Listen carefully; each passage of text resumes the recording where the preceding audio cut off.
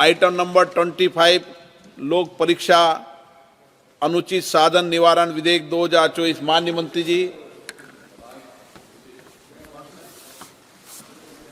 Honorable Speaker, sir, with your kind permission, I rise to move that the Public Examinations Prevention of Unfair Means Bill 2024 be taken up for consideration.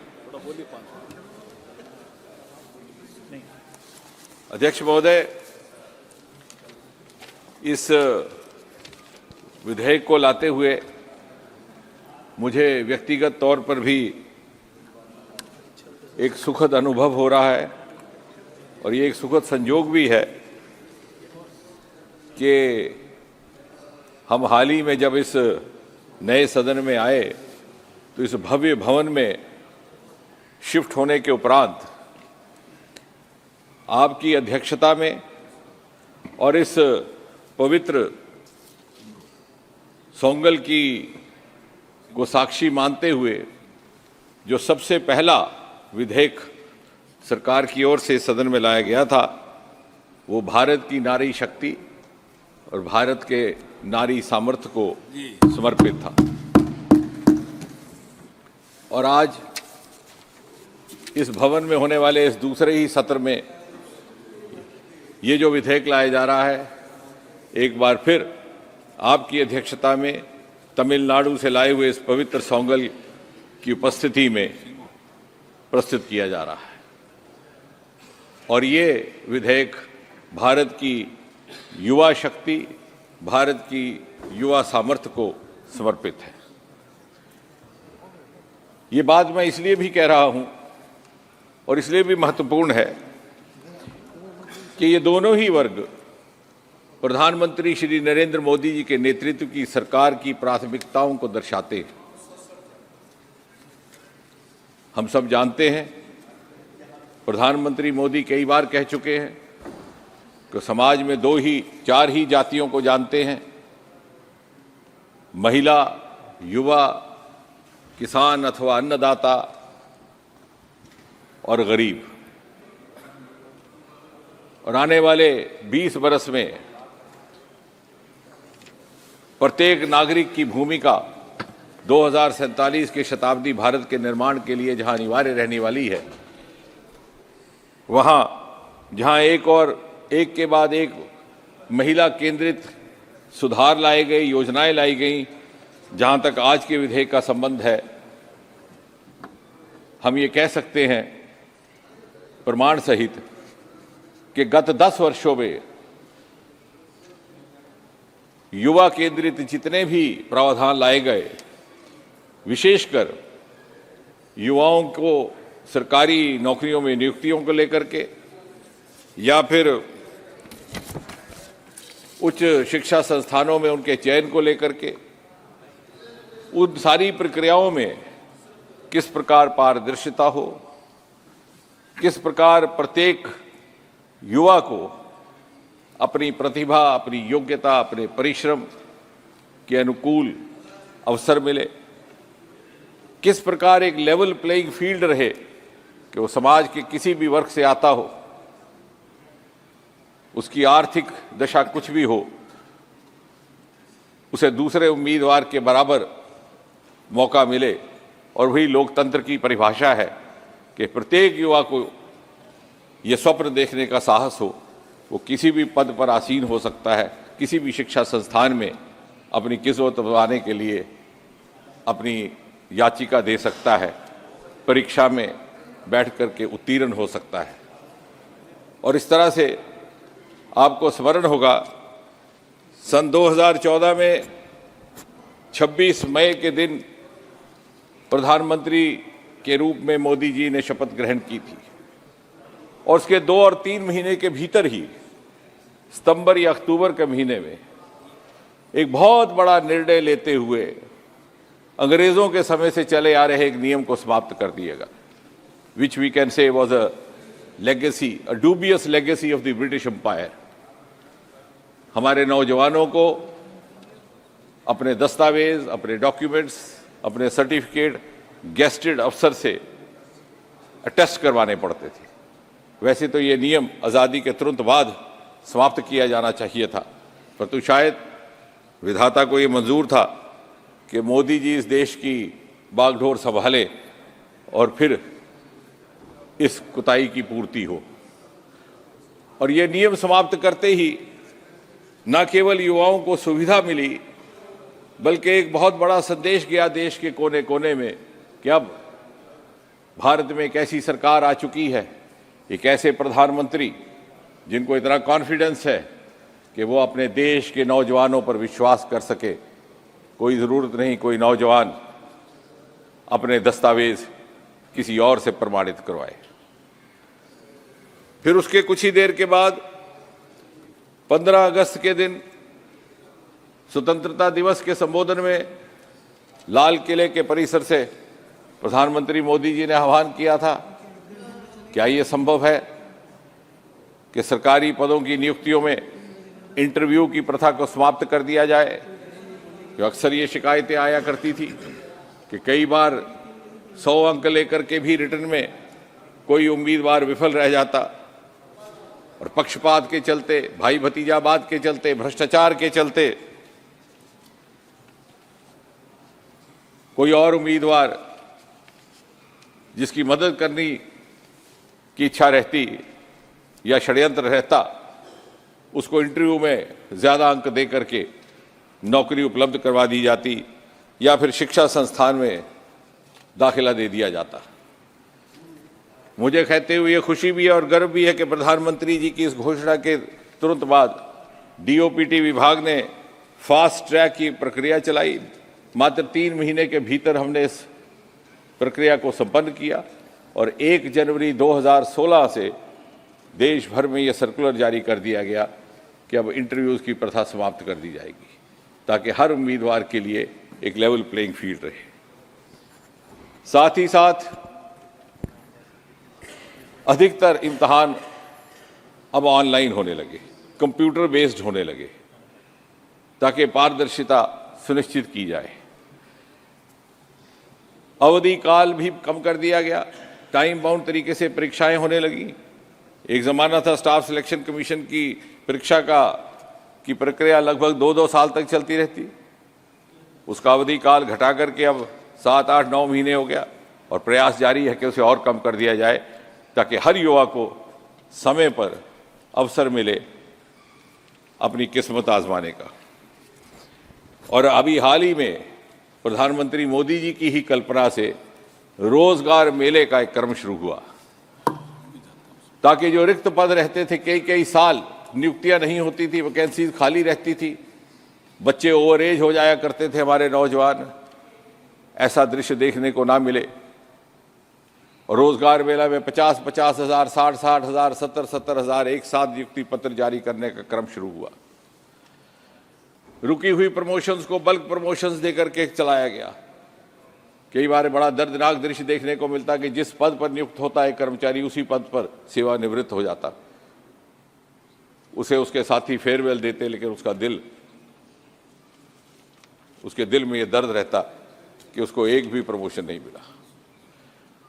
और इसी भाव को, इसी सिलसिले को आगे बढ़ाते हुए आज इस विधेयक की आवश्यकता पड़ी है।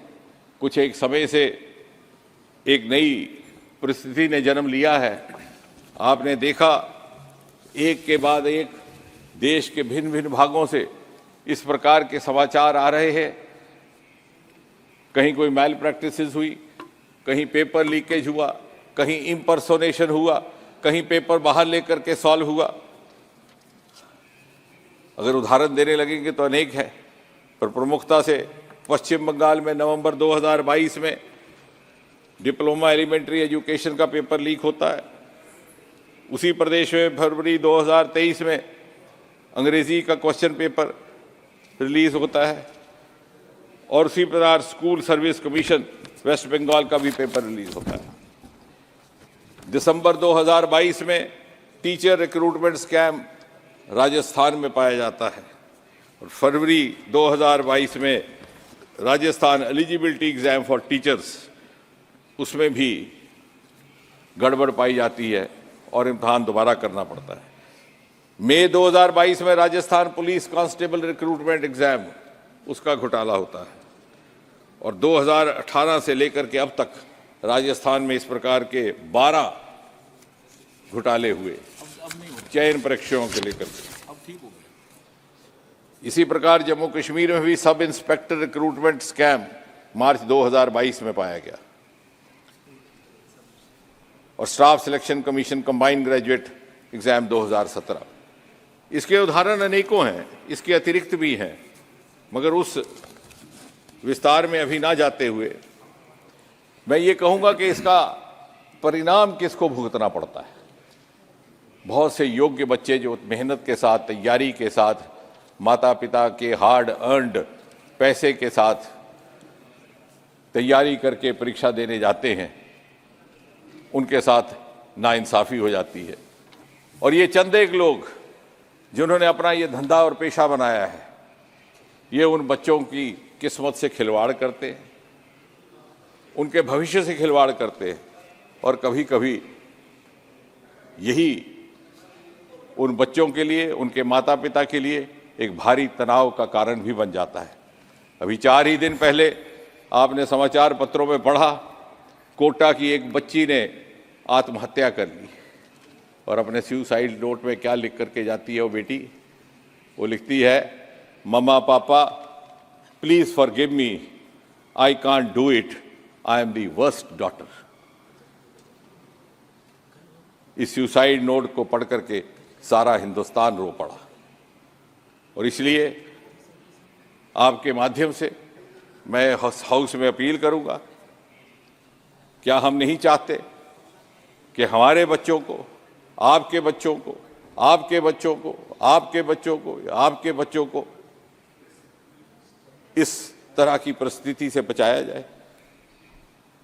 मुझे नहीं लगता किसी को भी इससे इनकार होगा और इसीलिए इसी भाव के साथ ये विधेयक लाया जा रहा है, जहां पर के ऑर्गेनाइज्ड क्राइम करने वाले ये दुष्ट लोग, ये जो गुनाह का पाप करते हैं और हमारी भावी युवा पीढ़ी जिसकी ऊर्जा और जिसकी सामर्थ्य सन 2047 के भारत के लिए अनिवार्य है, उसके साथ खिलवाड़ करते हैं, उनके लिए सजा की कोई ना कोई प्रावधान हो जो अभी तक हमारे कानून में नहीं थी, उसी को लेकर के ये विधेयक लाया गया है। मुझे विश्वास है इसमें कोई विवाद का विषय नहीं है।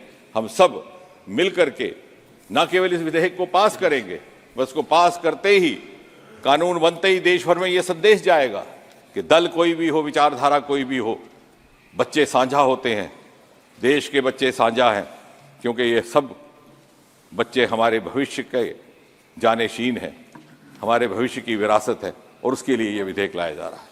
धन्यवाद अध्यक्ष महोदय। Thank you, Minister. Now, Sri K. Suresh. Thank you, Chairman, sir, giving me this opportunity to speak on this bill. Sir, the Public Examination Prevention of Unfair Means Bill 2024, moved by the Ministry of Personnel, which seeks to identify the following unfair means and offence during public examinations: question paper or answer key leaks, participation in collusion with others to effect question paper or answer key leaks, accessing or taking possessions, question paper or an official mark recognition response sheet without authority. So the exam covered under this law are any examination conducted by the Union Public Service Commission, Staff Selection Commission, Railway Recruitment Boards, Institute of Banking Personnel Selection, Ministry of or departments of the central government, and their attached and subordinate of office for recruitment of staff, National Testing Agency or other authority as may be notified by the central government will be covered under this anti-cheating bill. Why the bill on the outset seeks to address the culprits in examination rackets and recruitment mafia, the dangers of the overarching powers of the central government bill grants is worrying as it encroaches upon the federal powers of the state. The bill comes at a time when 15 states, as many as 14 crore applicants applying for over 10.4 lakhs posts have been affected. Their schedules and opportunities were destroyed by the exam paper leak and manipulation mafia. There is also a complete lack of any punitive action that has been undertaken, and the long process of rescheduling examination take years, and a grinding government process that forces many applicants to leave attempts as they do not have age or situation by their side. They also lose their opportunities as many will not be in a position to appear due to financial difficulty and lack of proper leave from their employment, mainly private sector employees. In this case, I would suggest the government to consider hold an examination within 3 months from the date of cancellation and make sure that the window for re-examination is created in the case of cancellation exams.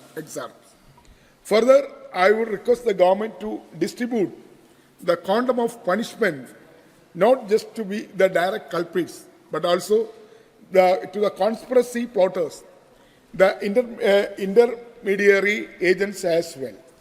I would also like to state the state affairs of the Kerala State Public Service Commission, where several reports of question paper leak and manipulation of rank lists, where applicants who couldn't even write a single question of the same question paper, they claimed to have topped the police constable exam recently. The sad state of Kerala, where the entire public service commissions and the government was hand in glove with question leak and manipulation mafia, is a reminder that there need to be more stringent laws required for curbing this horrible crime. Apart from this, the teaching and coaching center mafia, which is linked with the colluders, including political leadership, local agents, and corrupt staff of various public service commissions, must not be let off the hook and punishment be awarded to them as well. I would further request the government to take steps in enhancing anti-malpractice measures with the latest technology is implemented, and applicants' news not to be subject to old practice where multiple authorities are involved. The bill must also take care to protect students from the weaker sections, including scheduled caste, scheduled not to be targeted, as the law needs to be fair and candidate must not be targeted unfairly. With these words, sir, I support this bill. This is the young people. They need a justice from every examinations, competitive examination. Unfortunately, so many incidents are before us. So in future, it will not happen. So this law will be helpful for the lack of young people from our country. In this way, I support this bill, sir. Thank you very much. Next speaker, Dr. Satyapal Singh ji.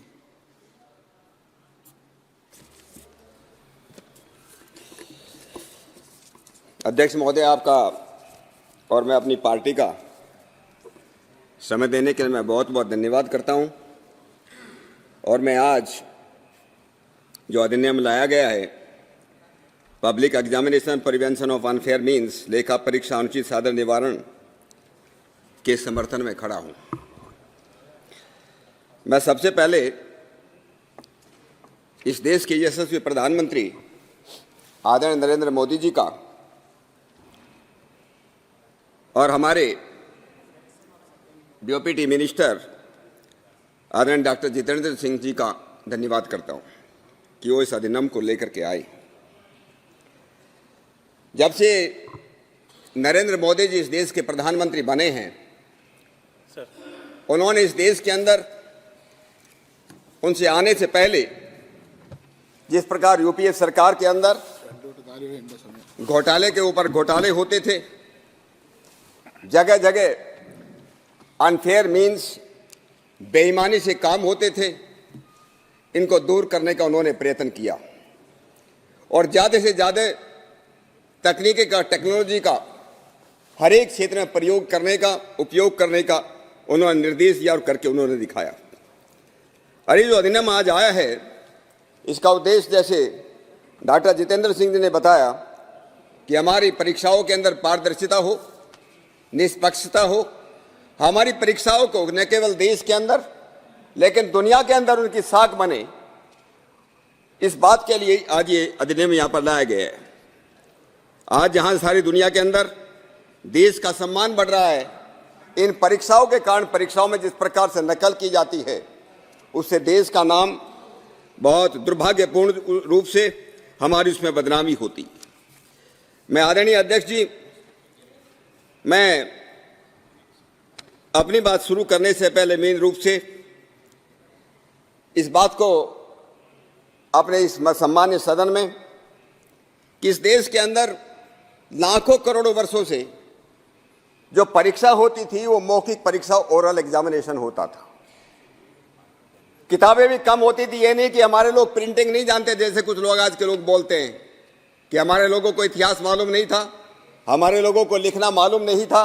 बात ये नहीं थी, बात ये थी कि हमारे यहाँ मौखिक पीढ़ी दर पीढ़ी गुरु शिष्य को बढ़ाता था, शिष्य अपने शिष्य को बढ़ाता था, ये परंपरा चलती थी और उसी परंपरा के हिसाब से हमारे जो शिष्य होते थे उनकी जो परीक्षा होती थी। आज भी हम देखते हैं, जब से किताब आई है लोगों की याददाश्त कमजोर हो गई है। जब से मोबाइल फोन आए हैं हम लोगों को 10 टेलीफोन नंबर याद नहीं है। मोबाइल फोन आने से पहले हमको 100-150 मोबाइल फोन याद होते थे। जिस पर जब से जैसे किताबें आई हैं, पुस्तकें आई हैं, उसी हिसाब से हमारी याददाश्त कमजोर होने लगी। पहले जमाने के पहले परीक्षा सिस्टम के अंदर कोई जो है सर्टिफिकेट नहीं होते थे, कोई डिग्री नहीं होती थी।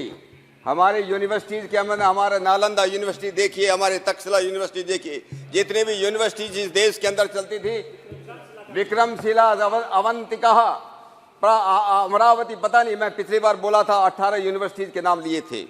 जितनी हमारी यूनिवर्सिटीज थी, किसी भी यूनिवर्सिटीज के अंदर कहीं को डिग्री और सर्टिफिकेट कागज का नहीं दिया जाता था कि ये लेकर के आप जाइए।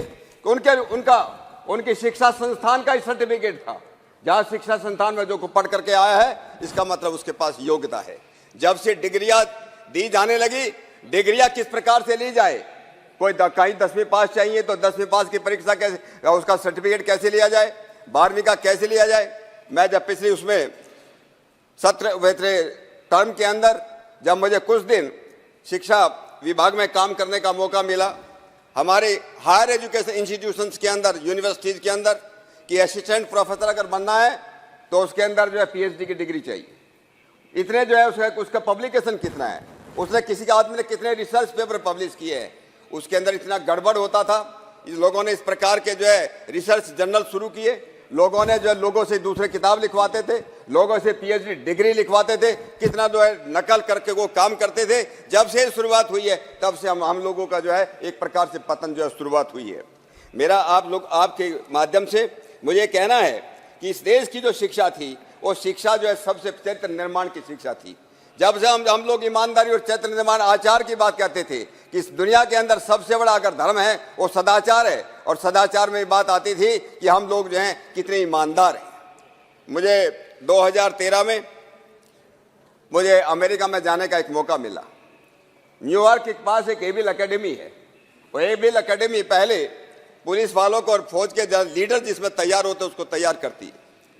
उसका जो वहाँ पर जो ट्रेनर था मिलने आया, हमारा डेलीगेशन, भारत सरकार का डेलीगेशन था। वहाँ कहा जाता है कि दुनिया के अंदर सबसे अच्छे ये एबिल एकेडमी है। लीडर कैसे तैयार हो, ईमानदार लीडर कैसे तैयार होते हैं, इंटीग्रिटी के बारे में एकेडमी। हमने उनसे पूछा कि आप इंटीग्रिटी कैसे सिखाते। न्यूयॉर्क के अंदर जिन लोगों जो इन्होंने न्यूयॉर्क देखा होगा, पढ़ा होगा, न्यूयॉर्क के अंदर बहुत ठंड होती, सर्दी के दिनों में बर्फ पड़ता है। सर्दी के दिनों में एबिल एकेडमी के अंदर एक नियम है कि कोई भी ट्रेनर या कोई भी ट्रेनी सर्दी के दिनों में भी नहाते हुए गर्म पानी का प्रयोग नहीं करेगा। उनके बाथरूम के अंदर कोई सीसीटीवी नहीं लगे हुए, कोई सीसीटीवी नहीं लगे हुए, लेकिन नियम यह है कि लोग जो है ठंडे पानी से स्नान करेंगे। मैंने ट्रेनर से पूछा, आप इंटीग्रिटी सिखाते हैं, ईमानदारी सिखाते हैं, तो कैसे सिखाते हैं? आप क्या कभी आपने बेईमानी की है? उसने कहा मैंने एक बार बेईमानी की है। ये मैं ट्रेनर की बात कर रहा हूं, वहां का शिक्षक। और बेईमानी क्या की है कि मैंने एक दिन बाथरूम के अंदर मैंने ठंडे पानी में गर्म पानी मिला करके मैंने स्नान किया, और वो भी केवल एक बार। मैंने उनसे पूछा, ये ईमानदारी आपने कहां से सीखी है? हम लोगों को गर्व होगा अपने देश के ऊपर। उन्होंने कहा कि लगभग 1880 के आसपास, 1980 की बात नहीं कर रहा हूं मैं, लगभग 1800, अगर मुझे सही से ईयर याद है, वर्ष याद है, 1882 के अंदर कहता इंडिया से, भारतवर्ष से कोई साधु आया था, हमारे देश के अंदर कोई साधु आया था, और उसने ईमानदारी के बारे में हमको जो भाषण दिया था। वो अमेरिका के लोग आज इतनी ईमानदारी करते हैं। उस आदमी ने कभी बेईमानी नहीं की। जो देश जो हम अपनी संस्कृति पर इतना भरोसा, इतना गर्व करते हैं कि हमारे देश के अंदर हम जो है इतनी ईमानदारी, इतनी सत्यवाद सिखा दें। जहां कहा जाता था रघुकुल रीत सदा चली आई, प्राण जाए पर वचन न जाए, ये उद्देश्य कहाँ चला गया? आज परीक्षाओं के अंदर कितना जो है गड़बड़ होता है।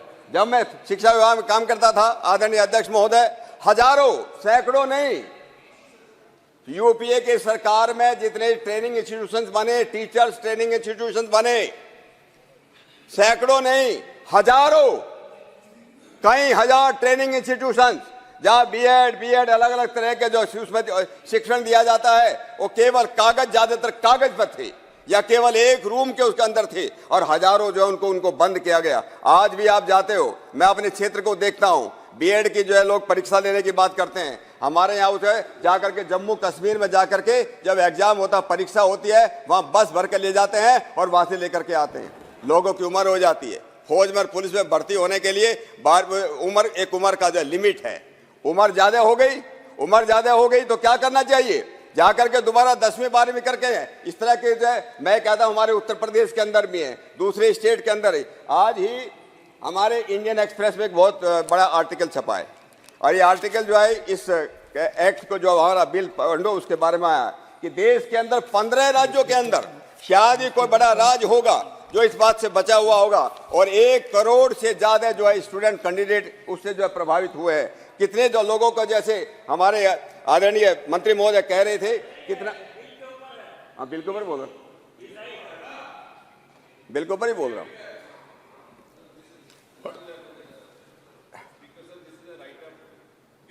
Bill. So I think that can be permitted. In But fact, the time newspaper, also you cannot show the newspaper. need not show the newspaper. All right. You can just cite it. You can just cite it. Yeah, that he can do it, but at the same time, he can show the paper that is okay, thank you, okay. Thank you. तो मैं ये कह रहा था कि किस प्रकार से अगर हमारे टीचर इसी तरह से बनेंगे, जो नकल, केवल मैं नाम नहीं लूंगा किस जिले में गया और किस कॉलेज में गया, हमारा वहां एक कार्यक्रम था। कार्यक्रम के अंदर मैंने पूछा कि भैया आप क्या करते हो?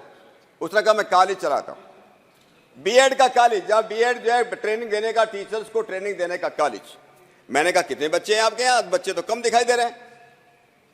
उन्होंने कहा सर एडमिशन लेने की शर्त ही ये है, एडमिशन लेने की शर्त ही है कि क्लास अटेंड नहीं करना। अगर हम ये कहें क्लास अटेंड करना पड़ेगा और 75% आपकी अटेंडेंस होगी, लोग एडमिशन नहीं लेते हैं।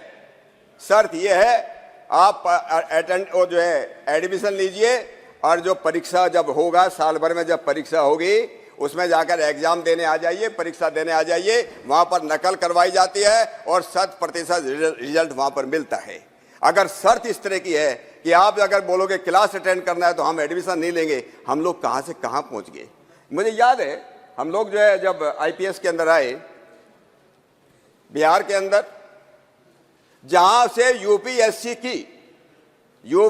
का क्वेश्चन पेपर के प्रिंटिंग प्रेस थी, उस प्रिंटिंग प्रेस में काम करने वाले एक पियोन, उसका बेटा और उसकी बेटी दोनों आईएएस में सेलेक्ट हो गए,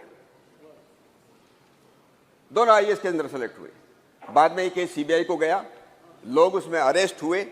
ये यूपीएससी के उस जमाने के अंदर, उसके बाद मैं कर रहा हूं। आज भी कितने ऐसी जगह होगी, जैसे मैंने कहा, कॉलेजों के अंदर जाइए, यूनिवर्सिटीज के अंदर जाइए, स्कूलों के अंदर जाइए। मैं तो जब से सांसद बना हूं, मैं सबको ये बात कहता हूं, जिस स्कूल्स के अंदर, जिस कॉलेज के अंदर नकल करवाई जाती है, वो आपकी पीढ़ियों को बर्बाद कर रहा है। अपने बच्चों को ऐसी जगह स्कूल में पढ़ने मत भेजिए। एक हमारे उत्तर प्रदेश के अंदर एक माननीय मुख्यमंत्री जी आए 1993 के अंदर, उससे पहले हमारी बीजेपी की सरकार थी। उन्होंने कॉपिंग न हो, नकल न हो, इसके बारे में बहुत सख्त कानून लाया, एंटी कॉपिंग एक्ट 1992। उसके बाद जो है उन्होंने जब कैंपेनिंग हुई इलेक्शन के बारे में, कहला सबसे पहले अगर हमारी सरकार आती है तो मैं सबसे पहले इस कानून को खत्म करूंगा। और दुर्भाग्य देखिए अध्यक्ष महोदय, दुर्भाग्य देखिए, उनकी सरकार जो है, समाजवादी सरकार जो है, उसमें आ गई, सत्ता में आ गई। और जो मुख्यमंत्री बने, मैं उनका नाम नहीं लेना चाहता हूं, उन्होंने सबसे पहले आते ही पहली कैबिनेट मीटिंग के अंदर सबसे पहले इस एंटी कॉपिंग एक्ट को उसको खत्म किया कि आज के बाद हमारे बच्चे 10वीं 12वीं जो नकल चाहे, किताब रखें, कुछ भी करें, वो करें। अगर हम लोग जो है इस प्रकार के सत्ताधारी इस तरह के करते हैं, भगवान कृष्ण गीता में कहते हैं, भगवान कृष्ण ने गीता में कहा है, यद दाचरति श्रेष्ठ है तत् देवोत्तर जने से यद प्रमाणम कुरते लोकस तत् अनुवर्तते। जब समाज के अंदर जिसको हम श्रेष्ठ मानते हैं, जिसको हम वरिष्ठ मानते हैं, वो जैसा काम करते हैं, दूसरे लोग जो साधारण लोग उनका जो है उनका अनुवर्तन करते हैं, उनके पीछे चलना शुरू हो जाते हैं। इस महाजनों ये गतैसे पंथा। लेकिन आजकल महाजन भी ऐसे हो गए, ये दुर्भाग्य की बात है। हमारे यहाँ कहा जाता था कि शिक्षा का जो उद्देश्य है, हमारे यहाँ 33 उपनिषद इन्होंने पढ़ा होगा, 33 उपनिषद में कहा कि हमारे नौजवान कैसे हों, हमारे युवा कैसे हो, युवा साधु, युवा अध्यापक आशिष्ट हो, दर्दिष्ट हो, बलिष्ठ हो। तस्याम पृथ्वी तस्य पुत्रस्य वीरनाशात स एको मानुष्य आनंद। शिक्षा ऐसी हो जो शारीरिक रूप से, मानसिक रूप से, आत्मिक रूप से, बौद्धिक रूप से ईमानदार और चरित्र निर्माण पैदा कर सके। इस प्रकार की शिक्षा इस देश के अंदर थी। लेकिन आज जो है शिक्षा का स्तर, जैसे मैंने कहा, वो गिरता जा रहा है। हमारी शिक्षा थी कि अर्थकारी होनी चाहिए। हम कहते हैं शिक्षा के 4 प्रकार होते, 4 तरह की बात होनी चाहिए। शिक्षा अर्थकारी होनी चाहिए, भोगकारी होनी चाहिए, यशकारी होनी चाहिए, सुखकारी। अगर आज शिक्षा करने का डिग्री लेने के बाद, अगर डिग्री लेने के बाद आप एग्जाम दे सकते हो, डिग्री लेने के बाद पुलिस में जवान बन सकते हो या फौज में भर्ती हो सकते हो, केवल अगर यही हमारी क्वालिफिकेशन है, और वो भी फिर किसी बेईमानी से कराओ, जैसे हमारा होता है, जिसके पास ज्यादा पैसा हो गया, कुछ भी हो, किसी गलत तरीके से कमाया हो, उसकी प्रतिष्ठा बढ़ जाती है। इसी प्रकार से परीक्षा के अंदर ये बात जो है शुरू हुई। तो मैं, हाँ, ब्लूटूथ भी हो रहे हैं। मैं आदरणीय अध्यक्ष महोदय, उत्तर प्रदेश के अंदर मैं एक उत्तर प्रदेश के माननीय मुख्यमंत्री का जिक्र किया। अब ये बीजेपी की, भारतीय जनता पार्टी की, योगी की सरकार है। योगी की सरकार आई, उनको मालूम था कि यहां पर इतनी नकल होती है, उसने इतनी सख्ताई की, डिस्ट्रिक्ट मजिस्ट्रेट को, पुलिस सुपरिटेंडेंट को, डिस्ट्रिक्ट इंस्पेक्टर ऑफ स्कूल्स, उनको बोला अगर कुछ गड़बड़ हुआ, किसी सेंटर पे गड़बड़ हुआ तो आपके खिलाफ एक्शन होगा। और परिणाम क्या हुआ? परिणाम ये हुआ कि 63.6 लाख स्टूडेंटों में से लगभग 15 लाख बच्चों ने ऑप्ट आउट कर दिया कि हम एग्जाम नहीं देते, न 10वीं का एग्जाम देंगे, न 12वीं का एग्जाम नहीं देंगे, क्योंकि उनको मालूम था वो नकल से पास होते थे। और रिजल्ट क्या हुआ? 10वीं में पे केवल 14.7% बच्चे पास हुए, नॉट इवन 15% पर से। 2018 की बात मैं कर रहा हूं। 2018 में केवल लेस देन 15% बच्चे जो है they passed out high school exam, and लगभग 30%, 30.4% बच्चे उन्होंने इंटरमीडिएट पास किया, सख्ताई किया। हम मालूम है कि जब सरकार ऐसी होगी, सरकार इतनी सख्त होगी, जैसे आचार्य चाणक्य कहते थे, दंडो शासति प्रजा, बिना दंड के शासन नहीं चलाया जा सकता।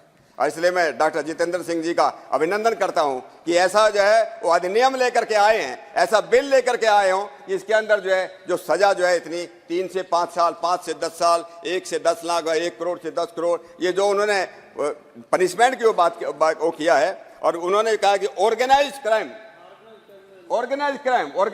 तो उसमें को लगना चाहिए, ऑर्गेनाइज क्राइम के उनके सेक्शन को लगना चाहिए। मुझको मालूम है फिट करना चाहिए। Please address the chair. मैं खत्म कर रहा हूं। सॉरी अध्यक्ष जी। तो मैं कह रहा था कि ये ऑर्गेनाइज क्राइम जो है सिंडिकेट रूप से जो लोग काम करते हैं, कई वर्षों पहले स्टाफ सिलेक्शन कमीशन जो परीक्षा कंडक्ट करता है, ये कस्टम्स इंस्पेक्टर्स बनते हैं। मैंने देखा कि एक एक जिले के, दो जिले के 40, 50, 60 बच्चे सिलेक्ट हो रहे हैं। ये कैसे संभव है?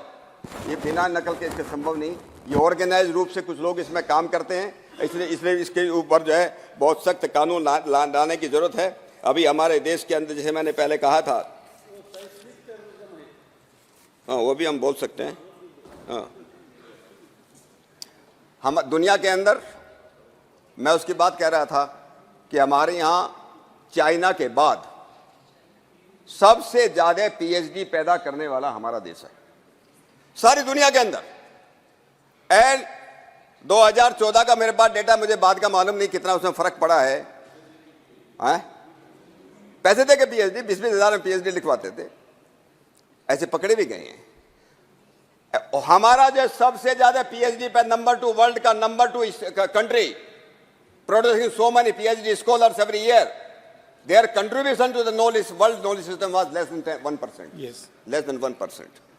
क्योंकि हम लोगों का जिस प्रकार से हम लोग पढ़ रहे हैं, जिस प्रकार से हम पढ़ा रहे हैं, इसलिए अपने देश की शिक्षा को बढ़ाने की जरूरत है, ताकि जिस प्रकार से माननीय मोदी जी इनोवेशन और रिसर्च पर जोर दे रहे हैं, इस बात की जरूरत है कि हम लोग जो हैं एक इस प्रकार का कानून इस देश के अंदर लाएं, जिस कानून में जो है कोई भी किसी की हिम्मत न हो और किसी की जो है ये नकल करने की या करवाने की किसी की हिम्मत ना हो। ऐसे सेंटर्स जो है वो बर्खास्त किए जाएं, ऐसे स्कूल और कॉलेजों का लाइसेंस खत्म किया जाए। इतना कह करके इस बिल के समर्थन में कहता हुआ अपनी बात को समाप्त करता हूं। Thank you.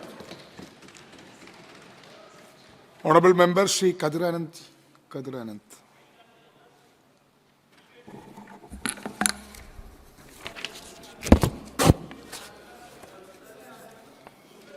Honorable Speaker, sir, I thank you for this opportunity given to me to speak on this Prevention of Unfair Means Bills 2024. Sir, this is quite an interesting bill that the government of India has brought into this parliament. I understand that the government has seen through all the setbacks that has happened in the previous years. When a law is being enacted in a parliament, when a law is brought into the parliament, it means that there had been some bad instances in the past and that the government has taken into control, and now they are bringing it to the law. One big scam that even shook the entire India was Vyabam scam, which happened in Madhya Pradesh, which brought the nations to the foot and wanted to ask what happened and when it happened, how it happened, and who all are involved in it. The government was quiet on that time. After that, many competitive exams like NEET and UPSC, which all was held everywhere in all parts of the world, they were news in the newspapers and other things where people jumping into the windows and prompting them to their well-wishers who are the exam aspirants. They were writing the exam with all the people telling all the answers from the windows. It all was there in the newspapers. The government was silent about that. And after all these years, look at so many unprivileged people who were being punished by this illegal malpractices. Nearly 1.5 lakh people. A study says by one of the leading papers that 1.5 lakh students have lost their livelihoods because of these malpractices. Sir, this government has to take into control why this bill has been introduced. Why didn't the government look at what was the possibilities of reducing these malpractices? That has not been answered in this bill at all. The bill only talks about the imprisonment. The bill talks about the punishment and the bill also talks about the fine being imposed. But the bill has not talked anything about how these malpractices can be controlled. For example, who are the causes for this malpractice? Why a student who's appearing for the exam should go into all these kind of malpractices or copying? Because he is not prepared. What stops him? Maybe the language. If an examination is presented to them in their language where they can write their exam, then the malpractice could have been curtailed. But the government of India is very stubborn on their language policy, where the exams has to be held in Hindi only. In regional areas like Tamil Nadu, Kerala, Karnataka, Andhra, where many of the students are from the state boards, where they are not that prominent in Hindi, they are not able to answer these exams. Therefore, the chances are less. Therefore, they get into this kind of malpractices. But a government of India should have a comprehensive policy where they should attract the students, they should attract the aspirants, they should welcome them with training centers. The government has not done anything about that. If you want a UPSC exam or a railway recruitment, what are the training centers? What are the educational things that has happened by this government? Nothing has happened. But if you do something wrong, you will be punished. Okay, accepted. But what have you done for these aspirants? What are the training centers that has been set up by this government, which has not been addressed or not discussed about? That is a bad part in this bill. So another issue is that whenever the states, any state which is talking about the education or examinations, you should take the state of Tamil Nadu as an example. The exams which are conducted, for example, UPSC, which we are all discussing about, our Tamil Nadu Chief Minister has given assistance and programs such a way that he is paying nearly 7,000 rupees for each and every UPSC student who is going to appear for those kind of exams. When he is selected for examinations, a sum of rupees 25,000 has been paid to them for his appearing for the interviews. This kind of assistance is given by the Tamil Nadu government. Another instance is that there is another program, it is called Nal Mudalvan. Nal Mudalvan in Tamil is in Tamil. It means I am the winner, I am the successor. It is the name of that scheme. The scheme is very simple. A student who is participating in a government school or a government college, a student who is participating in an university, private university, they are both exchanged in a certain part of time, so that even the students from the government institutions are also getting the same kind of technology or value addition courses, such a way they can go for these competitive exams. Therefore, the students, the well-being of the students is being brought up, and also they are now free and fair to attend the exams. Lot of Tamil Nadu students are now appearing for the UPSC exams. They are all going, but the language is a barrier. The government should also look into that. What are the reasons these kind of malpractices are happening? And there is a committee being formed to examine all these kind of malpractices. Where is the involvement of the states in it? The states have not been consulted. The states are not being involved in these committees. So suddenly the law says you can book them. An arrest can be made with a warrant, and a bail will not be a matter of right. And also there can be up to 3 to 5 years imprisonment, and also 10 lakh rupees fine that can be imposed. So if suddenly, without even a proper inquiry, if the proper inquiry is not been done, or a partiality has been found out, or someone is going to be partial, who are the persons who is going to be identifying these lawbreakers? How it is being going to be identified? Where is the committee? Where is the state involvement? These are the million questions that comes behind this law.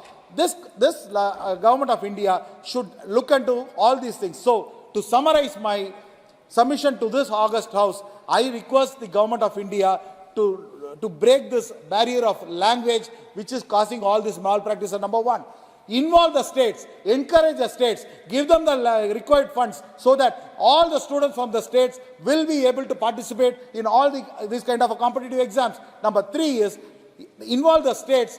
When the kind of malpractices happen, the committee which is constituted to inquire this kind of malpractices, the state involvement should be there. Therefore, regionality, like when the Honorable Speaker, when he was as a speaker, he mentioned about the SC, ST or any other caste communities will be partially or marginally penalized in this kind of malpractices. So, end of the day, the fear of the students has to be removed, and only then fair and correct exams will happen. If you take the Western countries, whenever you go, these kind of malpractices are not there. The technology has been involved. If you involve this kind of a technology, then the malpractices will not be there. So the exams are being conducted in these states, and the states' involvement have to be there. So with this, I summarize and say that this law may be amended with my amendments will be given to you or submitted in this August House, and I request the Government of India to look at this and honor the states for their investment and also time being spent for the future governors or the future citizens of this India. Thank you, sir. Thank you. Honorable Member Srimati Chinda Anuradhaji.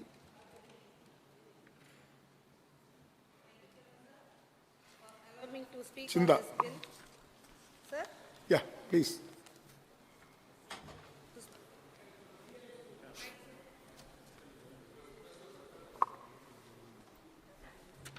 Mike. Thank you, Chairman, Yes, sir. please. For allowing me to speak on this bill, the Public Examinations Prevention of Unfair Means. Sir, the bill is a much needed law and was much awaited by crores of youth who have suffered due to paper leaks, especially in job recruitment leaks.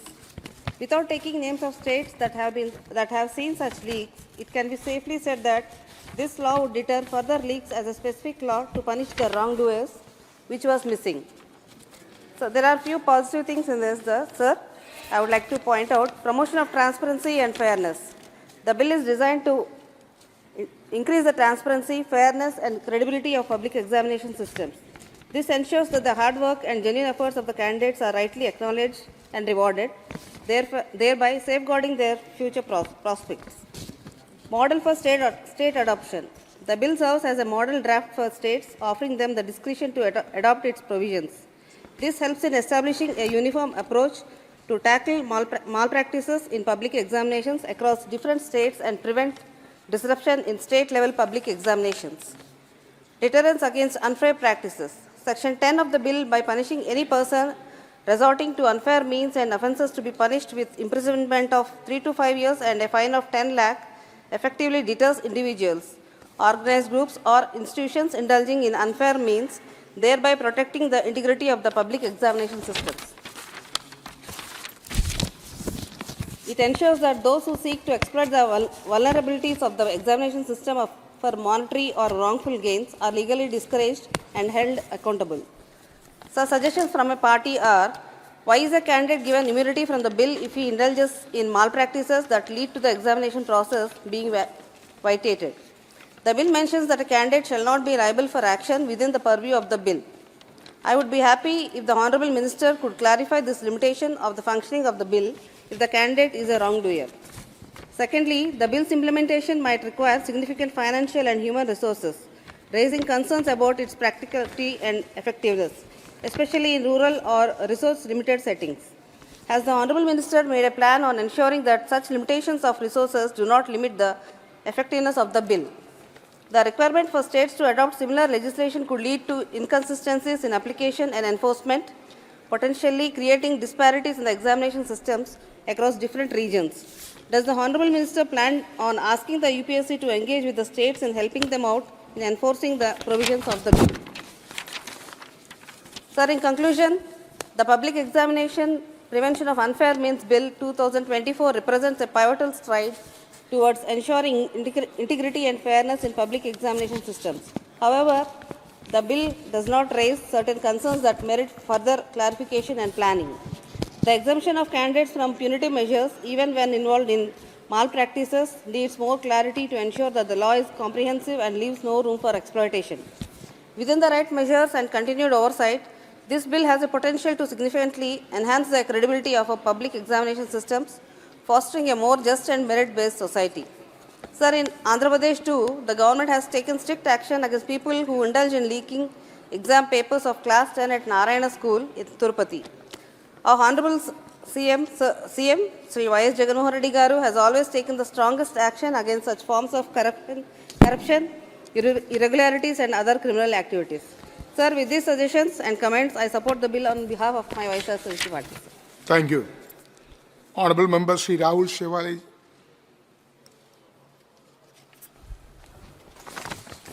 धन्यवाद अध्यक्ष जी।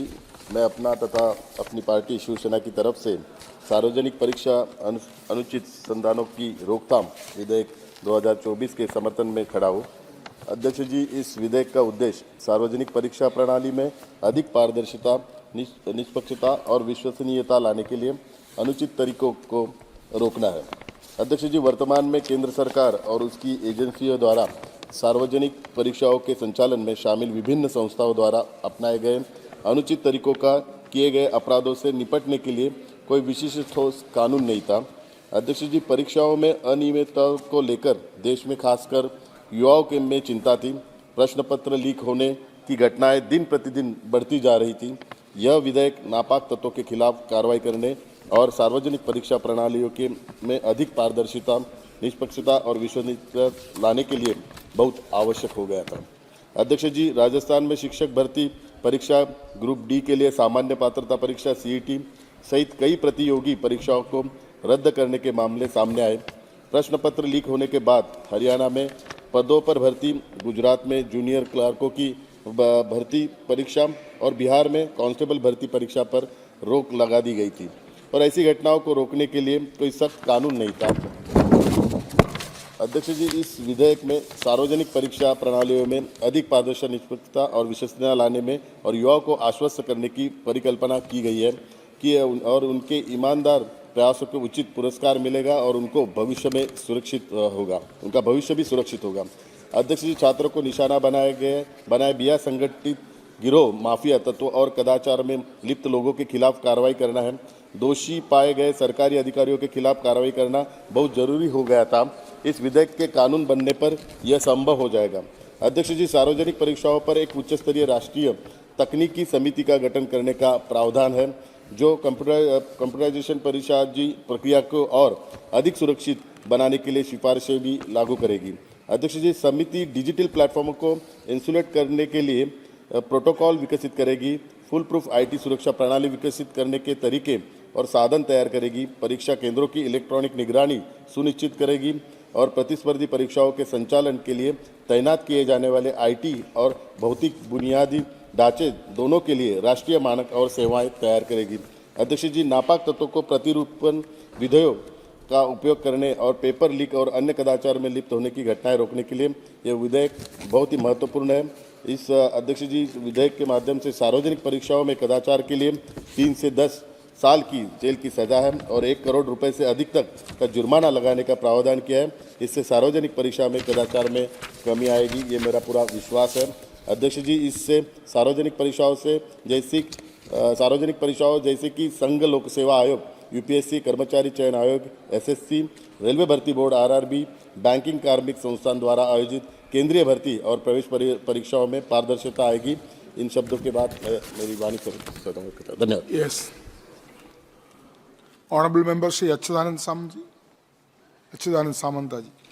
माननीय अध्यक्ष महोदय, मुझे इस bill पर बोलने के लिए आप समय दिए, इसलिए मैं आभार व्यक्त करता हूं। On behalf of my party Biju Janata Dal, I stand to support the Public Examination Prevention of Unfair Means Bill 2024 introduced by Honorable Union Minister Shri Jitendra Singh ji. I believe the intent of the bill is very good to preserve the value of the public examination as a test of merit. If unfair means at public examinations continue to be very common like it is today, the aspirants and students believe that they have a right to do so because so many others have done so without being penalized. Cheating leads to delays and cancellation of examination, adversely impacting the prospects of millions of youth. In the absence of any specific law to deal with unfair means and offences commented in the conduct of public examinations, we welcome the legislation from the Government of India. In this context, I would also like to mention in our state, Odisha, always all examinations are conducted with fair means till date. No paper leaks, etc. is being reported like other few states reported frequently. In this context also, I would like to appreciate the checking malpractice and organized cheating in government recruitment exams, proposing a minimum imprisonment and also fine for persons and organizations indulging in such illegal practices. Common practices like leakage of question paper or answer key, directly or indirectly assisting the candidate in any unauthorized manner, tampering with the computer network or a computer resource or a computer system, creation of fake website to cheat, conduct of fake examination, issuance of fake admit cards or other letters, manipulation in seating arrangements, allocation of dates and seats for the candidates to facilitate adopting unfair means in examinations will be controlled because it will now carry punishment and fine for both individual and the service provider, including barring from assignments being given. I am from the field of education and I am surprised and shocked by the new ways that some notorious students and ill-intentioned people are coming up with. Every examination season, the media reports scandals. It has now gone high technology. The recent hit cinema, 12thFail, brings this out in a harsh and real form. So this is definitely the need of the time. But we need to go to the root cause also. Merely tackling the menace of corruption is not enough, as it is just a symptom of deeper issues in the system. The main cause is there is mismatch between the number of aspirants and the number of opportunities that are available. Learning is conditioned by the proposed examination system. If the examination pattern tests mostly memory, then teaching will ensure that students only prepare for rote memory. This is the general pattern. We need to address this issue. NEP 2020 goes a long way in handling it in formative years.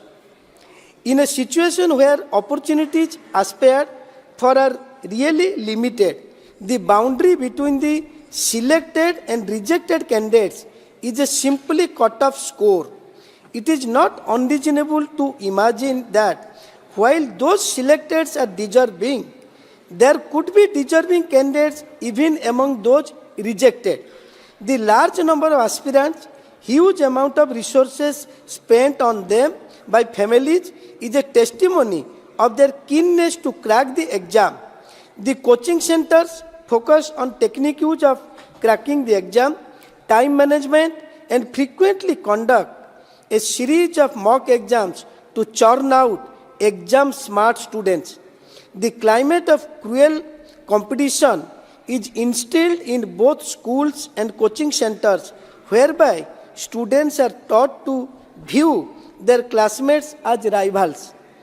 Cheating, despite being unethical, is similarly perceived as an effective shortcut to passing the exam.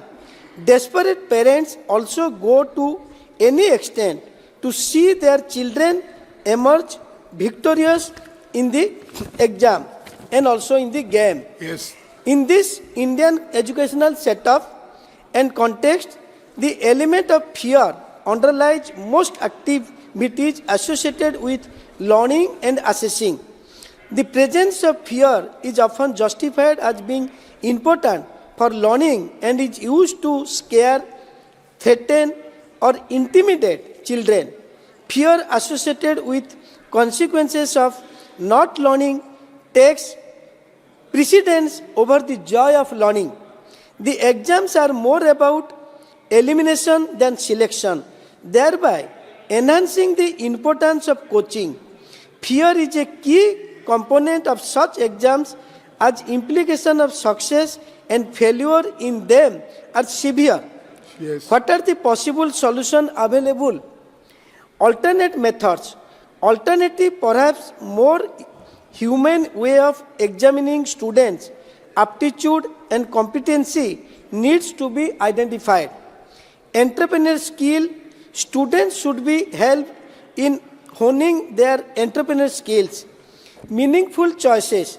Make education more meaningful that supports students to make choices that are not influenced by their social prestige like engineering, medicine, and more importantly, be given opportunities and supported to develop different facets of their personalities. Responsive education. Make education responsive to employment skills required. However, a unilateral relationship between education simply responding to market needs will do more harm than good. I hope these issues are addressed behaviorally and we stand to support the bill. And in this regard, I also request Honorable Minister to see that financial punishment and imprisonment should be lessened in case of the students' matters. It should be more strict for the agency or the institutes or the centers, those who are really practicing and motivate the students to adopt the unfair means. In case of financial punishment and imprisonment, should be less to the students, those who have no knowledge when they adopt this method during the examination. Thank you very much, sir.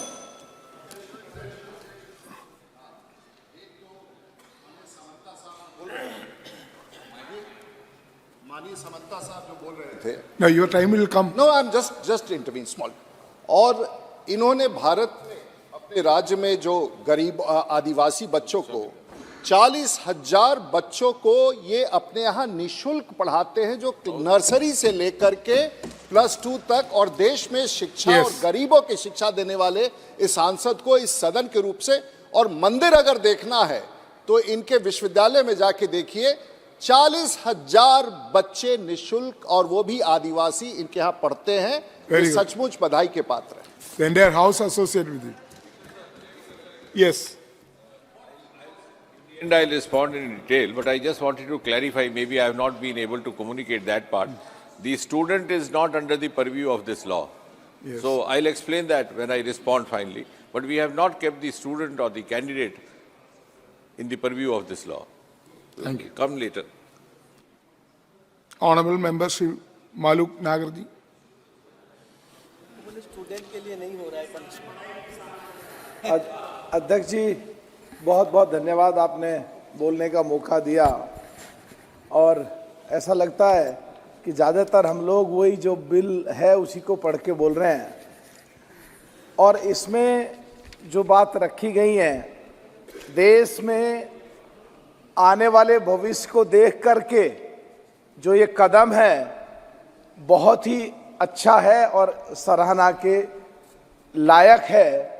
और पिछले दिनों हम देखते थे देश के कई प्रदेशों में, वहाँ पेपर लीक हो गए, वहाँ नकल हो गई, वहाँ तिजोरी तोड़ करके रात को निकाल लिया, FIR हो गई, 3 दिन में अरेस्ट कर लिया। और खास करके राजस्थान में जो पिछली सरकार गई है, वहाँ की सरकार के उप मुख्यमंत्री सचिन पायलट ने कई बार बयान दिए कि राजस्थान में ये एक पूरा घोटाला और एक पूरा माफियागिरी चल रही है, इसकी जांच होनी चाहिए पैदल यात्रा की। तो मैं, मंत्री जी बैठे हैं, इनकी DOPT की स्टैंडिंग कमेटी में भी हूँ, अभी वहाँ मीटिंग अटेंड करके आया हूँ। जो ये अमेंडमेंट लेके आए आगे के लिए कि करोड़ की आर्थिक रूप से सजा और 3 साल से 10 साल तक की सजा, ये तो बहुत ही अच्छी बात है। लेकिन जो पिछले 10-15 सालों में जो सुर्खियां, जो अखबारों में खबर आई हैं, वो जो घोटाले हुए हैं, उनमें जो गैर जिम्मेदार और बेकाबिल अधिकारी नौकरी के सहारे अब पहुंचे हैं आगे, उसके लिए सरकार क्या कर रही है, मैं मंत्री जी का ध्यान इस तरफ लाना चाहता हूं। और मैं चाहता हूं कि समय समय पे जो इस तरह के सस्पिशियस ऐसे लोग हैं, जिनको लगता है नकल देख करके करके आए हैं, उनके आचरण को देख करके और एक हर प्रदेश में कमेटी बने जो बीच बीच में अटेंडम चेकिंग करे, और जो इस तरह के लोग हैं उन पे भी लगाम लगाई जा सके, जिससे आगे आने वाले समय में जो अमेंडमेंट लेके आए हैं उसके साथ साथ वो भी खौफ हो और वो भी डर हो, जिससे ऐसी कोई घटना ना कर पाए। एक बात मैं और कहना चाहता हूं कि जो एग्जाम के दिनों में जो ये लेकर के आए हैं, उसमें जो देश की सीमा पाकिस्तान और हिंदुस्तान की बाउंड्री पे, खासकर कश्मीर में, मंत्री जी कश्मीर से ही हैं, जो उस तरह के गांव हैं जो सीमा पे, उनके लिए जरूर कुछ ऐसा व्यवस्था हो, या तो वहाँ पे बड़े स्कूल और बड़े कॉलेज बनाए जाएं, या वहाँ पे ऐसे कोचिंग सेंटर खोले जाएं जिससे कि पूरे देश में उनको भी अपनी प्रतिभा दिखाने का मौका मिले और इस सख्त कानून के होते हुए वो क्वालिफाई करके जाएं, तो देश के लिए उनको एक सहयोग मिलेगा। मैं डीओपीटी लॉ जस्टिस में हूं और अक्सर हमारा कन्वर्सेशन होता रहता है और कोई मीटिंग ऐसी नहीं होती जहां मैं अपनी राय वहां नहीं रखता। तो मैं मंत्री से कहना चाह रहा हूं कि जो लॉ से रिलेटेड, जुडिशियरी से रिलेटेड जो एग्जाम होते हैं वो भी इसी पाइप से निकलेंगे, वो भी इसी रास्ते से जाएंगे, लेकिन जो उनको बनने के बाद पूरे देश में जो बराबर में हरियाणा प्रदेश है जुडिशरी से संबंधित, हरियाणा प्रदेश है, मध्य प्रदेश है, यूपी है, और ये दिल्ली जो है जहां बैठे हैं हम लुटियन जान में, जहां रायसीना में, यहाँ दिल्ली में पता नहीं केजरीवाल साहब की सरकार, आप पार्टी की सरकार, ये पता नहीं सेंट्रल गवर्नमेंट की सरकार, कहीं ना कहीं कुछ ना कुछ खामी है।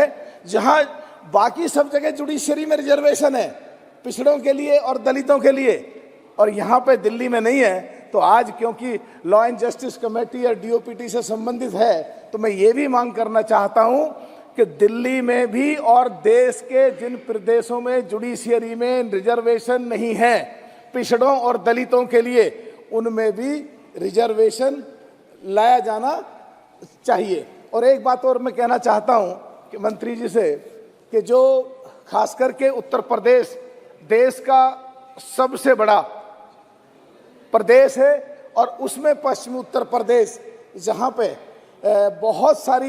बहुत पश्चिमी उत्तर प्रदेश में हमेशा मैंने पिछली बार भी मांग की थी कि वहाँ तो जो जुडिशियरी से संबंधित बात आई, वो अलग प्रदेश बनाने की मैंने मांग की थी। वो 24 करोड़ के करीब लोग हैं और 8.5 करोड़ पश्चिम उत्तर प्रदेश में है, वो अलग प्रदेश इसको बनाया जाए। जो 1953 में मांग उठी, चौधरी ब्रह्म प्रकाश जी ने, 1955 में बाबा अंबेडकर साहब ने मांग करी, 89 में किसी त्यागी ने चिट्ठी लिखी, 2012 में कुमारी बहन मायावती जी ने प्रस्ताव पास करके भेजा, तो एक अलग प्रदेश ये बने। और जब तक इसमें देर लगे, मेरठ में आज दोबारा मांग कर रहा हूं कि हाई कोर्ट की बेंच की स्थापना हो।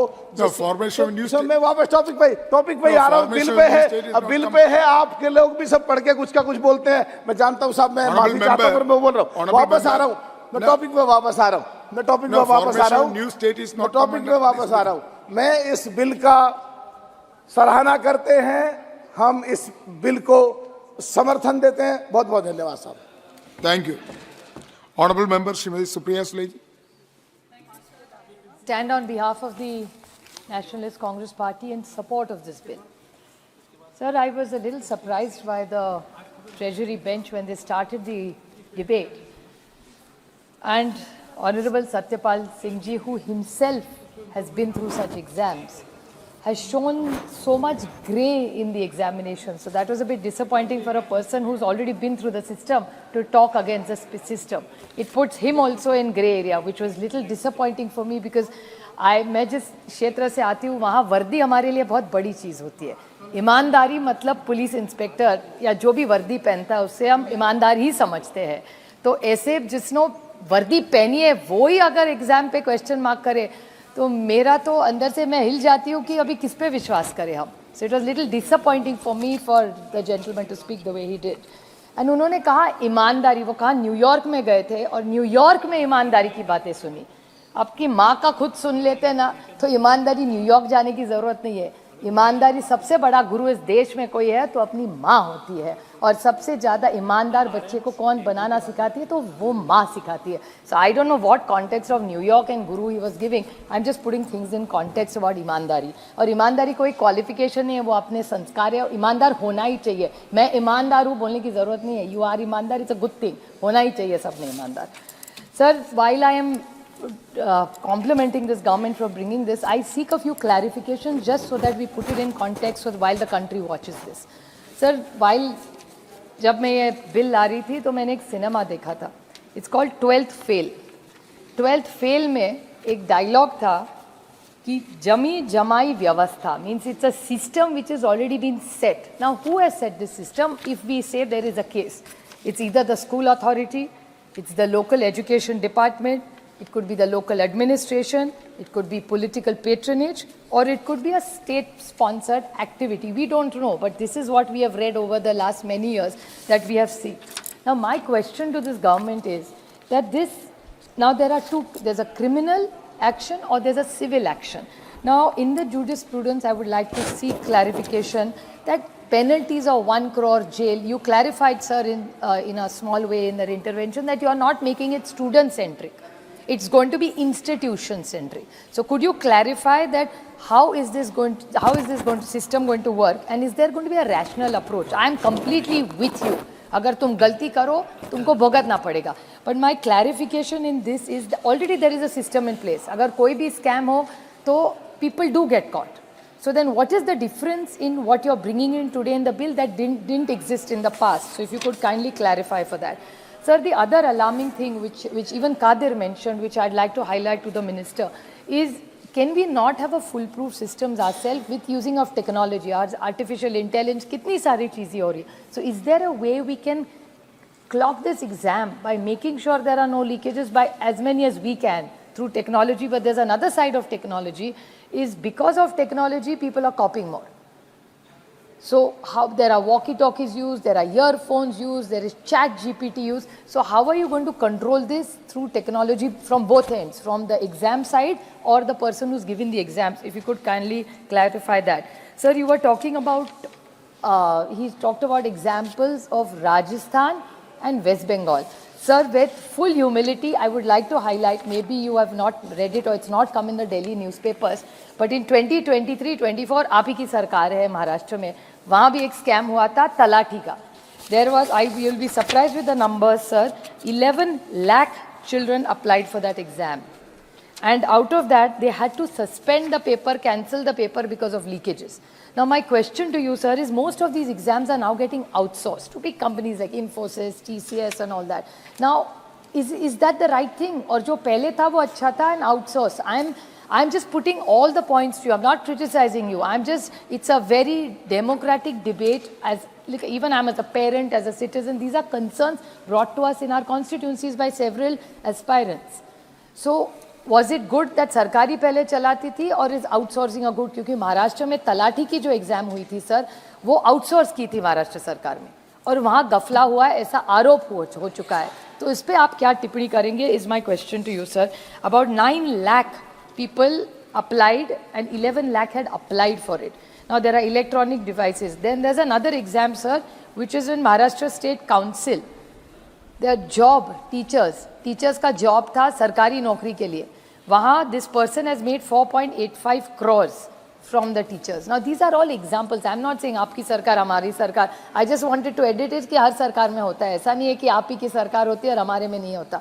So why can't we take a holistic view and find a way where these issues can be resolved above politics? The other question is coaching classes. Sir, there are a lot of coaching classes. We put out ads कि 100% job हम आपको दे देंगे. How is the guarantee? So will these coaching classes, their advertising come also under this radar? And what is the accountability of this? Because what you are saying is the corruption just starts also here. लोग बोलते हैं हमको इतना पैसा दे दो, आप यहाँ coaching class में आओ, आपको सरकारी नौकरी मिल जाएगी. So is there going to be some accountability at this level also? You said service provider. It's an organized crime. What is the specific meaning of service provider and organized crime? You in the bill have said that director को पकड़ लेंगे. There may be 10 directors out of which 9 may be innocent. How will you track it that this is the ex-director who has created this? If suppose, I'm just giving it as an example, I hope TCS doesn't feel bad about it, but TCS को outsource कर दिया महाराष्ट्र सरकार ने तलाठी में कुछ गड़फला हो गया. How will you reach which director is it? I mean, what is the system in place? How are you going to get answers to this? How will you find the culprit in the system which is so electronic in today's day and age? So I'm worried about the methodology and I'm concerned about the methodology of how you're going to do it. And delay, there is even the word delay and cancellation of the exam. But delay or cancellation exam to sarkar karti hai. So how will you hold sarkar responsible? So will governments also be accountable in timeline manner? Whichever state government, if they delay or cancel, but then how will the children benefit out of it? Because paper leak हो गया तो cancel हो गया. How will you hold the government? Who will be the competent authority? It's too vague. I'm not taking away from the government's or DOPT's intent at all. My point is intent may be very, very good, but how are you going to implement it? It should not just be a flowery thing where it all looks good. So my question to this government is that various governments have been through various challenges. Sir, many governments across, no government allows these kind of things. अभी आपने कुछ चाचा भतीजा वगैरह वगैरह बोला था.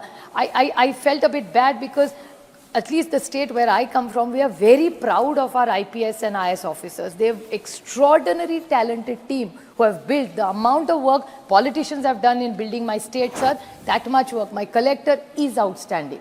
My divisional commissioner is outstanding. My CEO Jilla Parishad is outstanding. They have come from Jilla Parishad schools, worked very hard, very honestly, and built my state as much as we have built the state as politicians, whichever party. So I think it would be unfair to say that pehle aisa hota tha. Does that mean you're challenging a whole system which is actually flawlessly served? All the IS, IPS officers, there are so many in this room as well. They have worked very hard to get where they are. So it's very unfair to make it political. I request, it's a great system. We are very proud of DOPT over the last years. I think we are expecting transparency and fairness. So I appreciate your intent, but let's not criminalize everybody. So if you could kindly clarify what different are you doing than before, and I hope India works only on merit, and we support the government on this bill. Thank you, sir. Thank you. Honorable Member Sri Chandeshwar Prasad.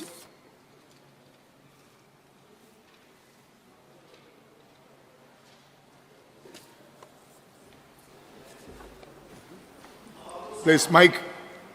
Chandeshwar Prasad. बोलिए. अध्यक्ष जी, मैं लोक परीक्षा कदाचार रोकथाम विधेयक का समर्थन अपने एवं अपने पार्टी की तरफ से करता हूं। पिछले कुछ वर्षों में प्रश्न पत्र लीक होने के मामलों ने लाखों छात्रों और अभ्यर्थियों के हितों को प्रभावित किया है। इसे रोकना जरूरी है। ऐसा नहीं करना लाखों युवाओं के भविष्य के साथ खिलवाड़ होगा। प्रश्न पत्र लीक होने के कारण कई छात्रों को डिप्रेशन हो रहा था, तो कुछ आत्महत्या तक करने की सोच लेते थे। मेधावी छात्र मेरिट होने के बावजूद अपना मुकाम नहीं पा रहे थे। ऐसी परिस्थिति में इस विधेयक का सारा जोर व्यक्तियों, संगठित माफिया व पेपर लीक एवं पेपर हल करने, प्रतिरूपण, कंप्यूटर संसाधनों के हैकिंग में लगे संस्थानों पर नकेल कसना है। सबसे अच्छी बात यह है, प्रस्तावित विधेयक में विद्यार्थियों को निशाना नहीं बनाया जाएगा, बल्कि इसमें संगठित अपराध, माफिया और साठगांठ में शामिल लोगों के खिलाफ कार्रवाई किया जाएगा। लोक परीक्षा अनुचित संसाधनों का निवारण, विधेयक 2024 में पर्चा लीक करने, दूसरे की जगह परीक्षा देने, प्रश्न पत्र हल करने या इसमें मदद करने, परीक्षा केंद्र के बजाय अन्य जगह पर परीक्षा कराने, परीक्षा में गड़बड़ी की रिपोर्ट नहीं करने पर 3 से 5 साल की जेल की सज़ा और 10 लाख रुपए तक की जुर्माना तय किया गया है। यह बहुत ही सराहनीय कार्य है। कंप्यूटर आधारित केंद्रों पर परीक्षा का संचालन करने वालों को कदाचार साबित होने पर 1 करोड़ तक का जुर्माना लगाया जा सकेगा। महोदय, मैं इस बिल का समर्थन करता हूं, लेकिन मेरा एक सुझाव है कि सबसे बड़ी बात है कि इसके लिए जनमानस में भी सुधार करने के लिए प्रचार प्रसार करने की ज़रूरत है। सरकार कानून बना रही है, लेकिन इसका निश्चित रूप से हम कहें कि प्रभाव सबसे ज़्यादा पड़ेगा। इसके लिए जनमानस में प्रचार प्रसार होना चाहिए, जिससे कि हर व्यक्ति इस बात को समझे कि अब बिना पढ़े पास करने से कोई फ़ायदा नहीं है। इसके अलावा शीर्ष प्रतियोगी परीक्षाओं के लिए राष्ट्रीय मानक भी तैयार किए जाएंगे। इसके लिए उच्च स्तरीय तकनीकी समिति के गठन का भी प्रस्ताव है। यह कंप्यूटर के जरिए परीक्षा प्रक्रिया को और सुरक्षित बनाने के लिए सिफारिशें करेगी। इस केंद्रीय कानून के दायरे में संयुक्त प्रवेश परीक्षाएं व केंद्रीय विश्वविद्यालयों में दाखिले के लिए नहीं होने वाली परीक्षाएं भी आएगी। किसी धांधली के कारण अगर परीक्षा रद्द हुई तो इसका खर्चा दोषी पाए गए सेवा प्रदाताओं एवं संस्थाओं को भुगतना होगा। यह विधेयक हमारे देश के लिए बहुत आवश्यक है और इससे हमारे प्रदेश, बिहार सहित सभी देशों के युवाओं को फायदा और न्याय दिलाएगा और हम एक बेहतर भारत की बुनियाद रख पाएंगे। और इसके साथ एक बात और हम कहना चाहते हैं कि सबसे बड़ी बात है कि एग्ज़ाम में जो वाइवा का सिस्टम है उसको ख़त्म करना चाहिए, वह भी भ्रष्टाचार का एक बहुत बड़ा रास्ता है। मैं इतना कहकर अपनी बात समाप्त करता हूं और आपको आभार व्यक्त करता हूं। जय बिहार, जय हिंद, धन्यवाद। Thank you. Honorable Member Shri M.K. Vishnu Prasad ji. M.K. Vishnu Prasad ji. Thank you, Chairperson, for giving me an opportunity to speak on this bill, Public Examination Bill. See, the dream of any youth is to get a government job. And the purpose of the exams is to get into a government job or for a higher education. Government job, for example, central government jobs like bank exams, railway recruitment, staff selection, etc. See, you know, after getting a government job, especially a central government job, that youth has got a lot of opportunity till his end. Immediately he'll go for a loan, he can get married, he or she can get married. See, the dreams are plenty. But in this system, there has been several leaks in the past. I am observing for a long time. This August House is talking so many things, and Honorable Minister is mentioning the importance of this bill. I appreciate. This bill is essential. There's a need of that, no doubt. But we all should remember what happened in Vyapam scam. Let us not politicize this bill. It is a very serious issue. Almost 2,000 FIRs and 200 loss of lives have taken place. And what are we going to answer for this? Conducting an exam is not a joke. You have to prepare, you should print, coding, distribution, evaluation, declaration of results, and then re-examination or recalculation, so many things. In this system, there should be leak-proof. To ensure transparency, we have adopted some systems. Self-attestation by candidates, shortening the exam cycle from 18 to 22 months, from 18 months to 6 to 8 months, allowing the computer exams so that interviews doesn't take place, digital certification, digital work orders is being issued. In spite of all these efforts the government have been taking for so long, it is reported, it is heartbreaking that almost 41 documented leak cases have taken place. All across India, I mean almost 15 states have been reported for the job of around 1.04 lakh jobs, employments. Almost 14 million people have applied. And look at their condition. Once their unfair means take place, then one, immediate stoppage of exams, and you don't know when the next exam will take place, and the dreams of the youths, millions of youths, is shattered. I urge this government, as my fellow congressperson, Sri Suresh mentioned, that the re-examination should take place within 3 months from the date of cancellation. Please consider this important issue because the youths cannot wait indefinitely. Until now, no FIRs. Around 41 leak cases, there is no FIR, no arrests have been made. We are really surprised to know that there is no legislation specifically to deal with these unfair means.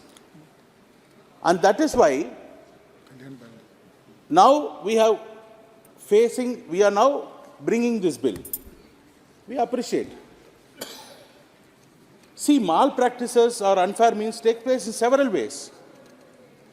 Leakage of papers, impersonation, unauthorized entry into the examination centers. Even computers are being hacked It is coming in the bill. I would like to mention, when computers are hacked, why not EVMs? Let us not brush aside this point. You're touching a very sensitive topic. See, when this government is bringing about computers being hacked, then EVMs also can be hacked. So, that I think this government also should focus in bringing a separate legislation. Examination and election are no different entity. We have to consider this both equally and important. So, the punishments are extending from 3 years to 10 years, 1 crore punishment. Yes, agreed. At the same time, when the service providers are being punished, the important point is not only the employee, but the management team, the core person also has to be roped inside the investigation. The investigation is done by DSP or ACP level, I think so. When the system is going like this, I would like to know, this is a very good system. Legislation should be brought. Offences should be inquired. If proven guilty, he should be punished. Yes. But this is for the central government examination centers alone. But I would like to know, more than percentage-wise, if you see, more percentage of people are appearing in the private examination, private colleges and deemed universities. They are also getting graduated and undergraduation, and for higher education they are appearing in their own colleges or the universities. I am not saying all the deemed universities or private institutions are doing malpractices, but some biased practices are still taking place in the name of internals. So what is a regulatory system this government is going to have to control? So we should have some monitoring system where the most talented people are deprived and untalented people or unqualified or less qualified people are being pushed and encouraged by the management. So this also, I mean, the government should think in a comprehensive manner how they are going to rope in the management team also, the deemed university people also, for conducting exams. So, this government has brought in a legislation which is welcomeable, with some recommendations being passed from our side. And most importantly, I am happy to see the minister, while presenting this case, is talking about the level playing ground. But level playing ground comes with the students of government schools and private schools, government institutions and private institutions. They have to face the exams called NEET. In Tamil Nadu, we are vehemently opposing this exam NEET because the students are trained in the government syllabus in particular language, and they have to compete with the students all over India who are being educated in the private institutions, and the syllabus and the examination papers are being prepared at the central level. Where is the level playing field here? This disparity, this government has to consider with a motherly nature approach, so that, see, he is also mentioning about so many suicides. In Tamil Nadu, so many suicides have taken place because our children are not able to get through the NEET examinations, in spite of excellent marks, outstanding marks in the state examinations level. So, comprehensive bill has to be passed. We support the bill. At the same time, there are some suggestions we are giving you, this government, kindly consider. And once again, I thank you for giving me an opportunity to speak on this bill. Thank you, sir. Thank you. Honorable Member Shri Pradap Chandra Sarangi ji.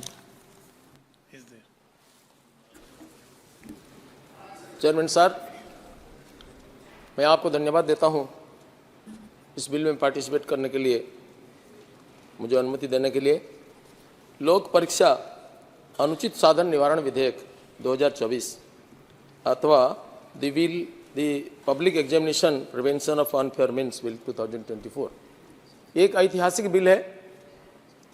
ये माननीय नरेंद्र मोदी की सरकार का ये chance है संभवतः इस देश में बहुत दिनों से जिसकी प्रतीक्षा किया जाता था, परीक्षा पद्धति को संशोधित करने के लिए ये माननीय मोदी जी के समय में हुआ और माननीय मंत्री जितेंद्र सिंह जी को भी इस निवेदन, इस कानून की बहुत ही जरूरत था। मेरे को याद आता है मोहनदास करमचंद गांधी जो बाद में महात्मा गांधी हुए। बचपन में प्राइमरी स्कूल में पढ़ते समय एक बार गोरा इंस्पेक्टर आए थे और 5 शब्दों का डिक्टेशन किया, सारे बच्चों ने ठीक करके लिखा। मोहनदास जी का एक बहुत गलत था।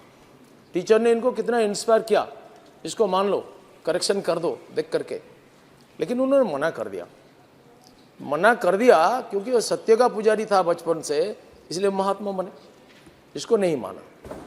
अगर हर विद्यार्थी मोहनदास जैसा होते हैं तो इस कानून की जरूरत नहीं होता, लेकिन कानून की जरूरत ऐसा है कह रहे कि विद्यार्थी ऐसा नीतिवान नहीं है। कानून की आवश्यकता इसके लिए जो कानून को तोड़ते हैं, जो कानून मानने वालों के लिए स्वयं अनुशासित होकर के, उनके लिए कोई कानून की जरूरत नहीं है। हमारा शास्त्रों में ऐसा है, न राजा न च प्रजासित न दंडो न च दांडिका, अर्थात एक आदर्श राष्ट्र में राजा और प्रजा नहीं होना चाहिए, दंड देने वाला दंड लेने वाला नहीं होना चाहिए। लेकिन जब तक ऐसा नागरिक चेतना विकसित नहीं होता है तब तो कानून की जरूरत है। कानून के बिना एक दिन भी नहीं चलेगा, इसलिए ये कानून की बहुत जरूरत है। आज हम क्या देखते हैं, सीनियर ऑफिसर्स, लीडर्स, समाज में प्रतिष्ठित व्यक्ति इस पाप कर्म में सहभागी होते हैं। और जैसा हमारे मित्र सत्यपाल सिंह जी ने बोले कि एक राज्य में ऐसा हुआ था कि इसको लीगलाइज करने की कोशिश किया गया और सारे पुलिस अधिकारी भी मिलकर के इसमें सहभागी बने। शासन बदल जाने से प्रशासन का चरित्र भी बदल जाता है।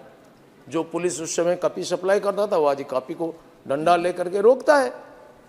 इसलिए हमको इस कानून की बहुत जरूरत है। कानून नहीं होने के कारण इस समानुपातिक दंड व्यवस्था भी नहीं हो सकता है, इसलिए ये भय पैदा नहीं होता है, टेररिस्ट को टेरराइज नहीं किया जा सकता है, इसलिए ये कानून की। और परीक्षा में माल प्रैक्टिस ये कई दिनों से चलता है, आज नहीं। अति प्राचीन काल में हमारे देश में एक बच्चा को रॉयल स्कूल में एडमिशन को इनकार कर दिया गया, उसका नाम है एकलव्य। द्रोणाचार्य ने जब अरण्य में देखा कि वो खुद अपना निष्ठा और आत्मविश्वास के बल पर अपना पौरुष को प्रदर्शित कर सकता है, 12 साल 14 साल राजकीय परिवेश में जो द्रोण के पास में रह करके ट्रेनिंग लिया था और बिल्कुल फॉर्मल एजुकेशन न होते हुए भी उनको ये दबा दिया, परास्त कर दिया, तो द्रोणाचार्य ने माल प्रैक्टिस का सहारा लिया, उसका अंगूठा को काट लिया, गुरुकुल को कलंकित कर दिया। आज भी मैं देखता हूँ कोई ट्यूशन मास्टर जा करके परीक्षा हाल में कॉपी सप्लाई करते हैं, 25 साल से देखते आता हूँ और मेरा जीवन में बहुत कटु अनुभव है। एक बार मैं एक कॉलेज में इन्विजिलेटर का काम करता था, एक हाईकोर्ट का जस्टिस का बेटा वो परीक्षा देता था, वो बहुत माल प्रैक्टिस किया, बाहर जा कर के कॉपी कलेक्ट किया, मैं उनको पकड़ा और उनके खिलाफ लिखा। वो कई महीना तक प्रभावी अफसरों को ला करके मेरे को प्रभावित करने की कोशिश किया, लिख दो ये कर दो, उसके बाद धमकी दिया तुमको अरेस्ट करेंगे। तो मैंने बोला मैं अरेस्ट होने के लिए कोई शंका नहीं है, कॉपी पकड़ करके मैं अरेस्ट होने को तैयार हूँ, लेकिन जजमेंट बेचने वालों को मैं कभी नहीं मानूंगा।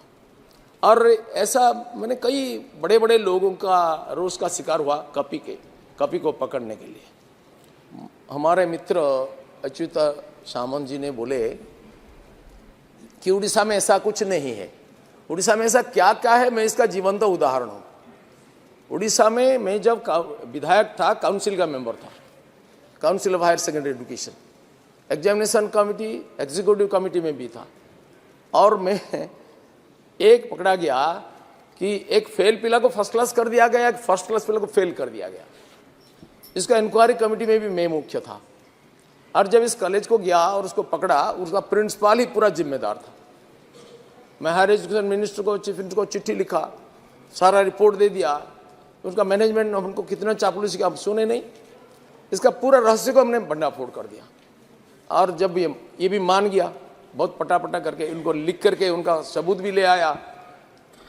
और सरकार बोले कि तो ब्लॉक ग्रांट कॉलेज हम क्या कर सकते। मैंने बोला government can not B helpless before anybody. Government can withdraw the concurrence.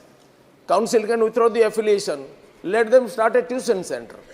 बाद में वो प्रिंसिपल को हटाने के लिए मैनेजमेंट राजी हुआ। ऐसा कई उदाहरण है।